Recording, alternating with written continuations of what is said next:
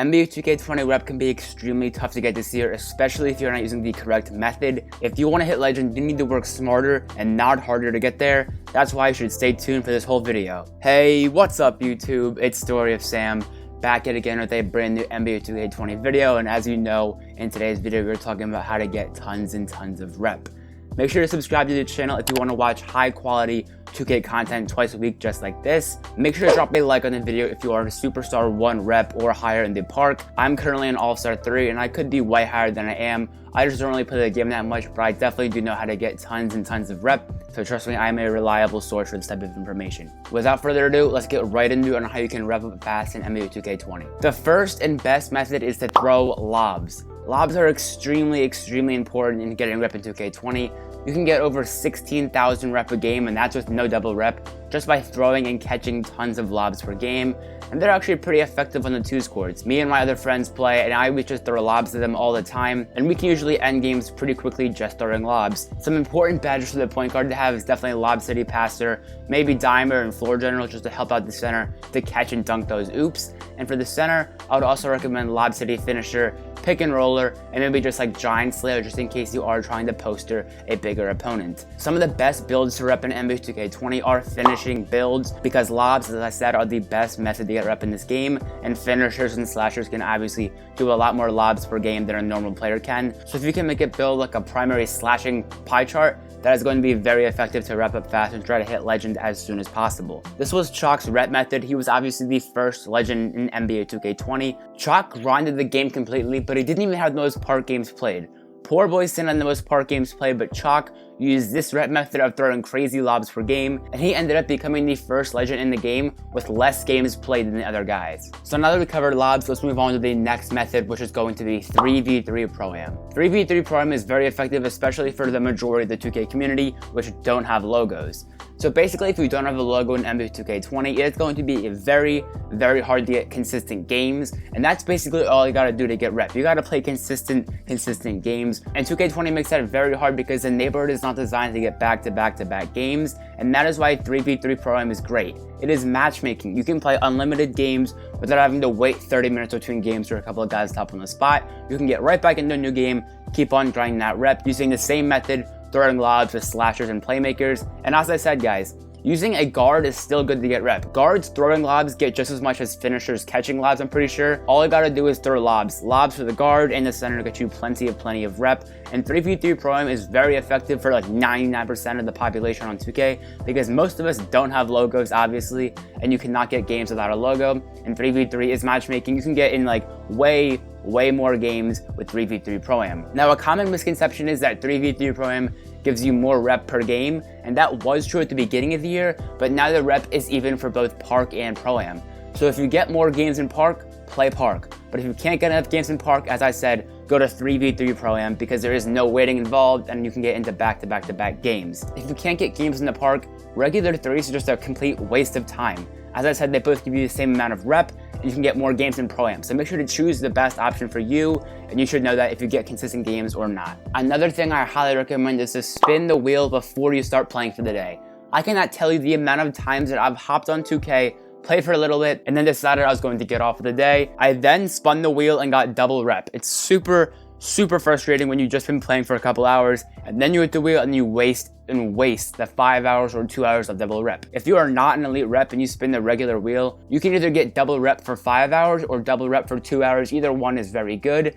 And when you're spinning the wheel, make sure to fill it up with full spin power. I've seen a lot of videos talking about how like you should stop it at the R or stop it at the W. In my personal opinion, I've tried all those methods. I don't think they really work. I just try to fill it up to the very max that I can, and I've gotten double rep for 2 hours twice in the last couple weeks, and it has been working out a lot. So as I said, fill it up to the maximum capacity. Don't follow those videos where it tells you to stop it at a specific point. It does not work. And also for the park, teammate grade is very important. Not as important as it once was back in 2K17, but still important for the amount of rep you get. You want to try to get a B+ or better every single game. That might be harder for the centers or guards depending on how you play. If you throw lobs, it's probably going to be pretty easy to get B+ teammate grades for both your point guard and your center, just because assists give you a lot and alley-oops get you a lot. And centers do have an easier time getting teammate grade because they can set screens, which give you a ton of teammate grade, and get a bunch of offensive rebounds and just defensive rebounds in general, which give you a ton of teammate grade. And also on defense, make sure not to commit any dumb fouls to lower the teammate grade.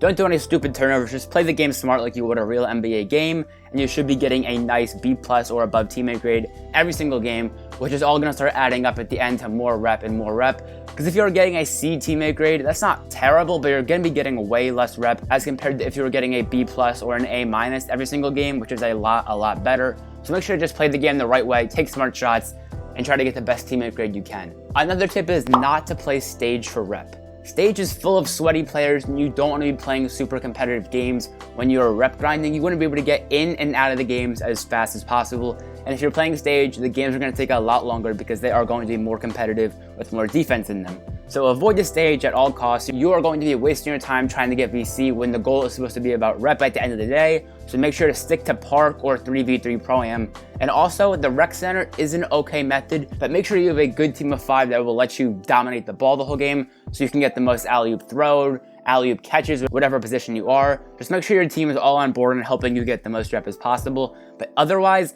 don't just load into a game and start playing Rec. Rec Center can be the best way for throwing lobs, but it can also be the worst way if you end up getting random bad teammates that end up just selling your rep really bad, and it is not good. So only play Rec if you have a teammate. Don't go into randoms. It can be a very bad decision and waste plenty of time that you could be grinding on the Park or 3v3 Pro-Am. If you're trying to hit 99 overall rep for the career, I'll tell you that right now. The best method in the game is to play on All-Star difficulty. Why All-Star? It's basically because it's just as easy as Pro, if not easier, and basically you get a 1.2 times multiplier, so that will help your rating. I can usually go up 0.2 a game on a 99 overall, so I can get to 99 overall in like a couple days just simply playing MyCareer. It is super easy, and if you do want to maintain that 99.9 overall, just keep on playing career, because if you didn't know, once you get to 99.9 overall, you get one last stat boost to all categories, so that is very helpful, especially if you're on the cusp of speed boosting or not. It is pretty easy to hit 99 overall, and that is why I prioritize Park rep in this video, but if you guys are wondering, that's how to do it. There are some great rep rewards for Park this year, much better than last year in my personal opinion. The Legends get 10 extra badges per category. So you can go from 10 defensive badges to 20. You can even get 40 shooting badges on certain builds, which is absolutely ridiculous. And all these legends have such a competitive advantage, it's not even funny. So if you are wanting to grind to legend, it is definitely worth it in my opinion once you get there, because you're going to have 40 extra badge slots compared to most people that you are playing. And also you get Got Next VIP, so you can kick anyone off the VIP just for fun, which can be very funny at times. Also, you get the mascots. The mascots are very good this year. They are the real height of your player. They're not going to shrink you down like they did in NBA2K20, which was terrible. They're the real size of your player, so they are definitely worth going for. Mascots help you a lot on defense and just make your guy look much taller, which helps you on defense, as I said, and just very cool to have. Like, who doesn't want to play in a mascot? It's super cool. Takeover booster you get at Elite 1. That is very important. Takeover booster, it basically increases the speed at which you get takeover by like 2 or 3 times, I'm not sure. But I've played people that have takeover booster and they get takeover in like 2 to 3 shots. It is crazy, and that is Elite 1, as I said. Very important, and it is definitely one of the best badges in the game. And everyone knows that SS1 you can finally take your shirt off, which has been in almost every single 2K Park game. Park rep is very important, and just to recap, lobs are the best way to get it in the game by far. Just keep on spamming lobs back and forth every single possession, and you will reach that rep you're going for pretty quickly. Anyways guys, I hope you enjoyed today's video. If you did, make sure to subscribe to the channel for 2K content just like this twice a week. Drop a like on the video if you are an SS1 or higher Park rep. Let's try to hit 10 likes in this video. If you want to watch more of my 2K content, I'm leaving an end screen right when this video finishes to 2 of my previous recommended videos, so make sure to check those out. Have a great rest of your day. It's been Story of Sam, and I'm out.